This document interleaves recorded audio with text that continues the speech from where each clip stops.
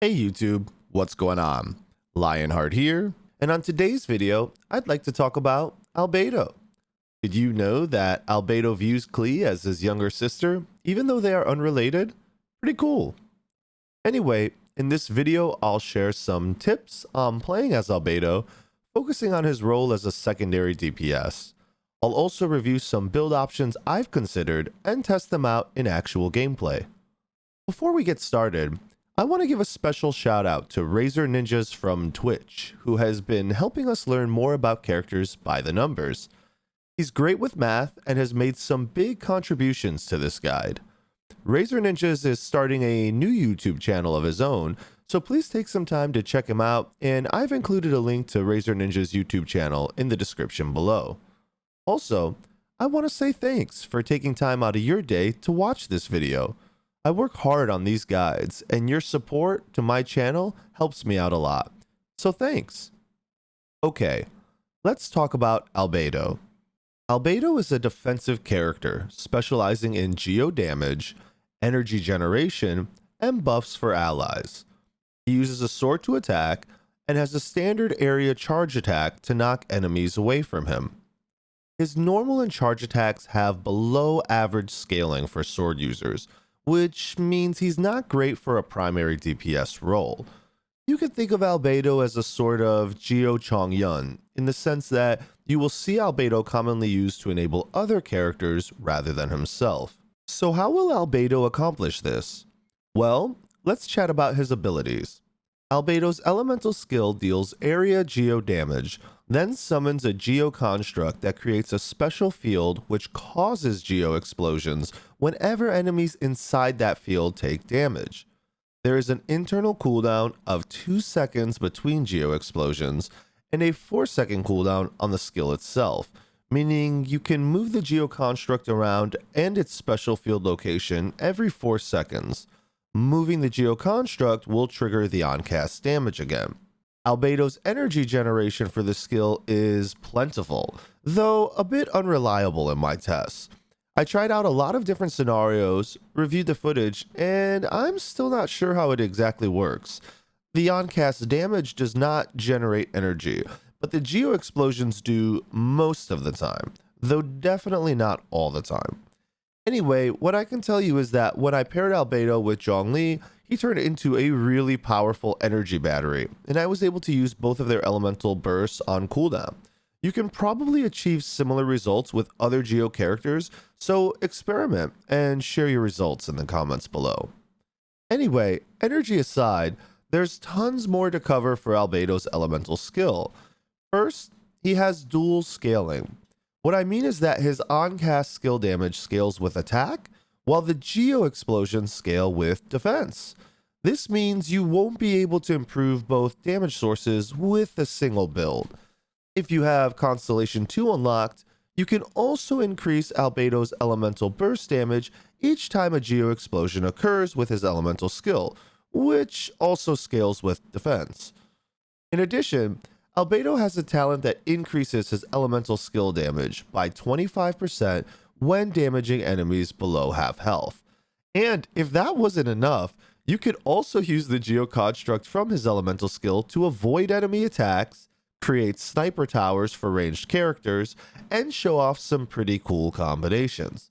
Keep in mind, it's easy to walk off the platform on accident or place it in a location where it won't rise. You'll need to practice if you want to make the most of it.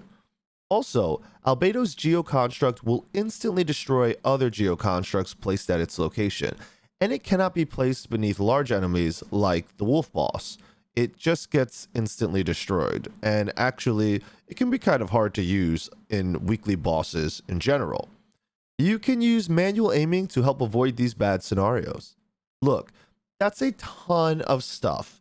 And I didn't even mention that his Constellation 1 increases the energy he regenerates from this skill, his Constellation 4 increases plunge damage while inside the field, and his Constellation 6 provides 17% bonus damage to players fighting inside the field, so long as those players are protected by a crystallized shield.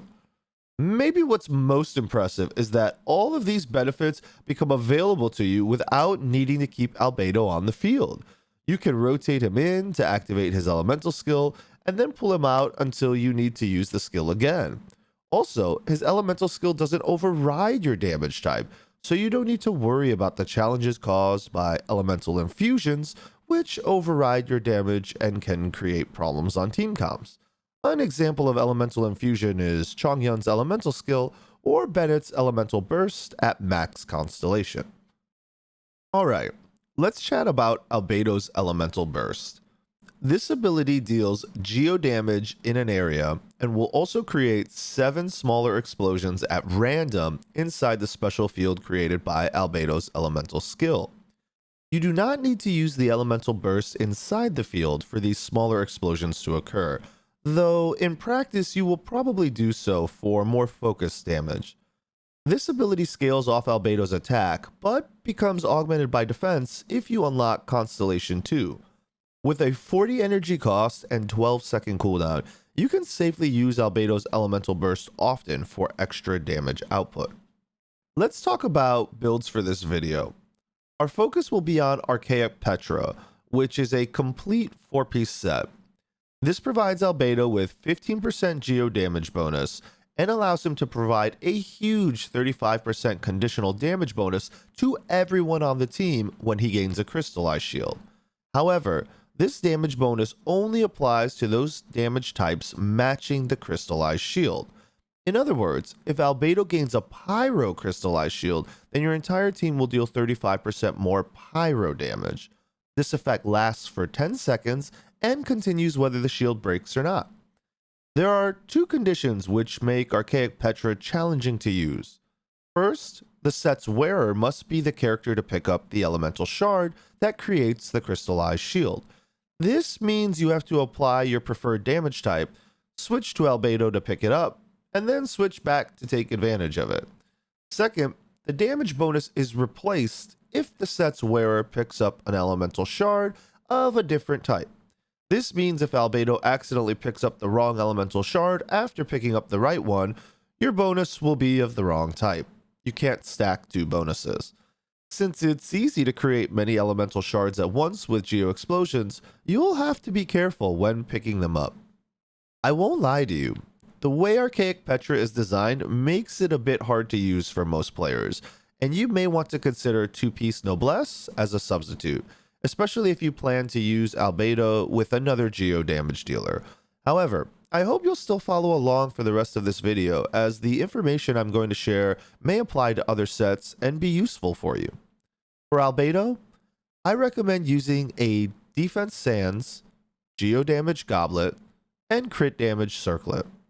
With this build, you can scale all portions of Albedo's kit, then select a weapon based on your focus. The priority for substats is crit rate, crit damage, defense, and attack.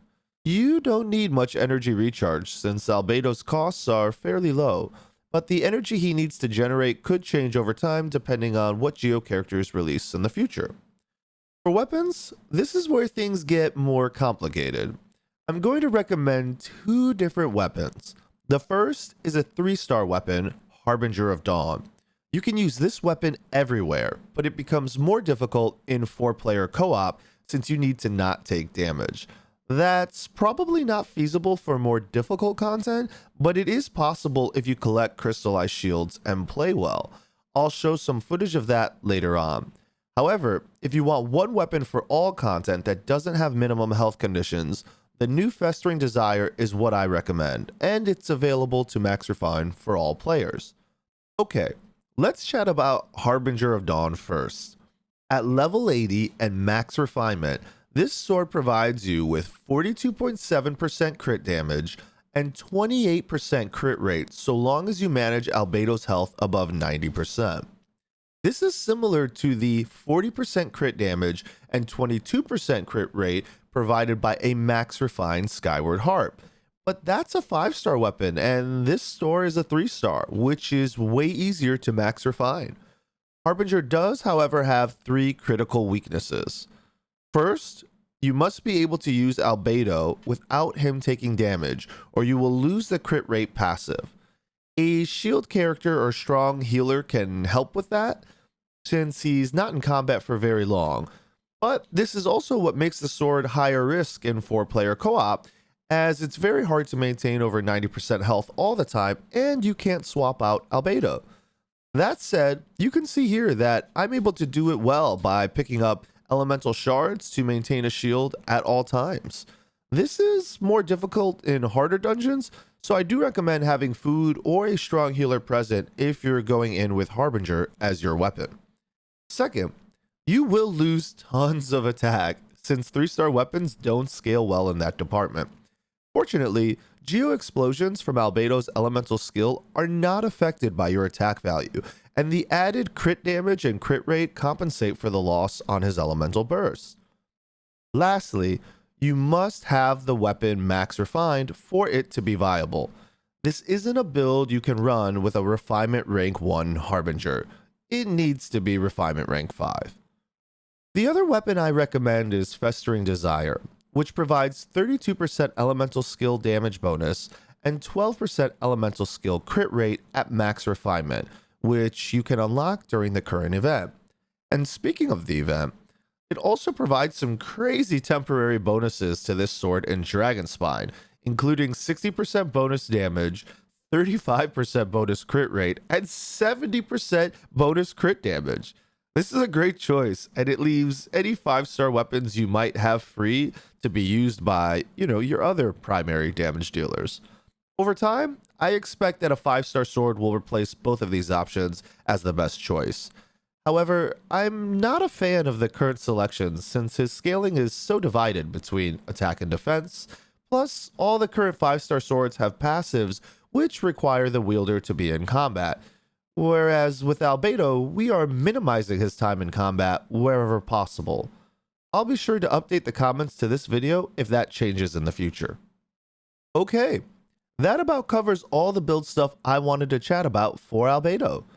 In the gameplay ahead, I'll be using Albedo with the following gear: Harbinger of Dawn, Archaic Petra with these primary stats: HP, attack, defense percent, geo damage bonus, and crit damage. This provides about 22,000 health, 1,000 attack, 1,600 defense, 64% crit rate, 196% crit damage, 116% energy recharge, and 90% geo damage bonus. Alright, let's just jump into a domain that you've already seen before. This is some older footage, but this is the new domain for getting the Hydro and Cryo artifact sets. And I felt like this was a good place to start because you could see some pretty cool combos there with Zhong, supported by Albedo, where with tall enemies you can actually ride the platform and keep hitting them on the way up and then come down for that plunge damage. And you'll also notice that in this video I'm taking full advantage of Albedo's kit.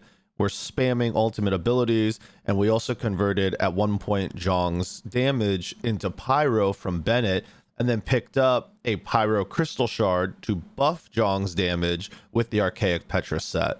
So it's like a really cool, just quick domain highlight that you saw before. And I'm actually going to focus mostly on domains at the beginning, but I will show you a floor 12 clear with 9 stars at the end of this. So here we are in the Crimson Witch domain. It's another domain that I feel like a lot of people farm today, just because, Pyro characters are so good, right? So why wouldn't you be in here farming for Crimson Witch and for Lava Walkers? And so I just want to show you kind of the power that Albedo can bring to a team. And remember, when we were talking about Albedo earlier, one of the things that I highlighted was I don't keep him in very long. Like, he's doing a lot, right? You see all this geo damage bonus coming in, but he doesn't have to be in combat to gain these effects. And so I'm bringing him in, I'm using his abilities, and then I'm immediately pulling him out. And so that way he's maintaining that health threshold above 90%, which keeps the crit rate passive on Harbinger active. And I'm also bringing him in to pick up crystals when necessary, but then taking him out completely, right? And so, yeah, that's just kind of the general play style with him. Also, you may not see it, it's kind of subtle, but I'm moving the field around a lot. The fact that his elemental skill has a 4-second cooldown means that even though my enemies are all over the place, I can almost always fight them inside of his field. And that's really important because if I'm not doing that, I'm not getting a lot of the benefits of his kit. I need to fight near the solar isotoma which is the elemental skill Geo Construct. Yeah, so you can see that that's what we're doing here. And I brought 2 Hydro characters just because even though the Geo guys can break shields, it's actually pretty slow. So I think you're still going to want to bring somebody else to help you break shields more quickly. So yeah, there's the Crimson Witch domain. And one last domain, which will be an important one if you're building Archaic Petra, is the domain where you get Archaic Petra. So yeah, so I just figured I'd run them in there. Kind of got slapped at the beginning there, but look at this. I mean, this is pretty good, right? Lock them down, pick up the shards. And actually, I made a mistake there by picking up the shard with Jong, but that's okay because I guess we don't have Bennett ulti down either way. So the benefit of Archaic Petra is not available to Jong unless we convert his damage into another type, right? Which is what Bennett can do. Yeah, so pretty cool break there. And then we'll use Pyro to break both of the Cryo shields. And this part is actually a little tricky, especially if you're running Albedo, because that lightning comes down if you're breaking with Pyro. So you really don't want to you don't want to get hit by that because you'll immediately be below the health threshold. Just kind of have to be mindful of who you're using and how you're using them. We get an ultimate down, and again, Albedo. Most of this video, I haven't even been playing him, right? But he's been contributing damage the entire time. The entire time we've had the benefit of his damage. And I just play him here at the end for fun points. And we get Solar Isotomas around 11 or 12k. All right, here's the floor 12 run. I want to point out that it's Pyro damage bonus right now. I am not playing floor 12 with the Geo damage bonus. So if you're like, man, my numbers are bigger than yours, that's because you're probably playing once the 75% Geo damage bonus is active. But when I'm making this video, it's still the Pyro damage bonus. So hopefully, by the time you watch this video and you're using it for your Abyss clears, you can actually get numbers significantly higher than the ones I'm getting here with your Geo damage. But yeah, Pyro damage bonus is still active for the moment. So I figured it'd be a good time to show a 9-star clear with that. And then, you know, if there's a big damage bonus later, if we're clear with 9 stars without the damage bonus, then we're definitely going to be able to do it with the damage bonus, right? So that's the general idea and why I included that clip at the very beginning. Yeah, so here you can just see it's a similar story, right? I really like having Bennett on the team for having Pyro and just heals. He's actually not necessarily the most optimal healer if you're running Harbinger, because Bennett won't heal you above 70%. And with Harbinger, you need to be above 90%. So Diona is here to help kind of make sure that that happens. In case we take any damage, we have Diona's heal to take us all the way up. And that way we can still, though, take advantage of Bennett's attack buff, as well as, you know, my Bennett is Constellation 6, which, you know, these days, most people would say, don't take Bennett to Constellation 6, stop at Constellation 5, because once you have this fire damage conversion, this imbue, it can actually be quite difficult to use him on certain team comps. But actually here, it seems to work really well, because then we can bring double Geo, but we can convert one of our Geos into a Pyro damage dealer, and then we can use Archaic Petra to boost the fire damage output that's coming out of it without having to like switch our entire build, right? So Jong is still running a physical damage goblet, but with Bennett buffs, you know, and with Archaic Petra active, he can hit for like, that's something crazy, dude. Like, I think the biggest hit I've gotten off him is an 8k normal attack, while imbued with fire. So yeah, it's pretty cool. But yeah, so here you could just see on floor 12, chamber 2, on the second half, and I'm skipping the first team just because this video is already pretty long, but you can see kind of the total damage output from these characters just working together. And again, Albedo just comes in, uses his elemental skill, goes out. And I probably could spam his burst on cooldown more. Here you're not seeing me use it because I'm basically just trying to make sure I have everything. I don't know, I slow my run down a little bit because like I'm always paranoid that I'm going to get to floor 12 chamber 3 and not have my elemental bursts up, and it really kills your clear time if you do that. And because chamber 2 doesn't have a timer, you just need to keep the health of the monolith up. I actually play a lot slower here than I think I need to. But yeah, so tap that dude for aggro, go over to the one that will actually destroy the monolith. You can tell that by looking at their feet. The one that has the cryo aura will attack you, and the one that doesn't have the cryo aura will go for the monolith. So you really want to take out that that non-cryo aura one first, and then you switch over. And just kind of beat this guy up next to all these. Look at all this damage that we're getting too from these resonates. And notice that you see the synergy between Zhong and Albedo. When those Geo ripples come out, they can proc Albedo's elemental skill. So you're getting that Geo AoE damage proc. So here we place Albedo's elemental skill down right away. We ult right away for the extra damage. Coming with Zhong, we're gonna try and stun lock, right, to prevent any kind of shielding. And you can see they're just close enough that they're actually still taking a lot of that AoE damage. It's really nice. And we'll be able to get one more ultimate off to prevent the Cryo Fatui from shielding up. Look at that. And I should note, we started this run, it was like not a very fast first clear. You'll have to rewind and look, but I feel like it was somewhere below 845 left. Maybe even around 840. And so this is actually a really good clear considering we don't have the Geo damage buff active yet. It's just the Pyro damage buff. Look at this. We're able to stutter the Electro Fatui the entire time. He's never going to shield up. We're going to be able to take him down before he does. And then, unfortunately, the Cryo guy shielded up, but we brought Bennett for that, right? And so that's our solution there. And I actually have to switch out here a couple times. It's a little bit slower because Bennett's ulti was already down. Let me bring it back up. But yeah, this is actually a pretty decent clear considering the Geo buff isn't active yet. I can't even imagine the kind of speed that we're going to get out of Chamber 3 when a Geo buff is active. I think it's going to be really crazy. Now, notice that what just happened there is Zhong used his Geo Construct and it got destroyed being placed on Albedo's Geo Construct. So that's one of the things you have to get used to is not stacking them on top of each other or they delete one another. Anyway, there's a 9-star clear on floor 12 of Abyss. Well, that's it for Albedo. I hope you enjoyed learning about the Archaic Petra build. If you liked the video, please take a moment to subscribe to my channel. I publish content each week about Genshin Impact, from new builds to farming routes that may help you in the journey ahead. I also stream live Sunday through Friday on Twitch, starting at 9 p.m. New York time. Hope to see you there. Also, please remember to check out Razerninjas on YouTube. You can find a link to his channel in the description below. That's all I have for this video. If you have any questions, please leave them in the comments below. I hope you have a great time playing Genshin Impact, and I'll see you next time.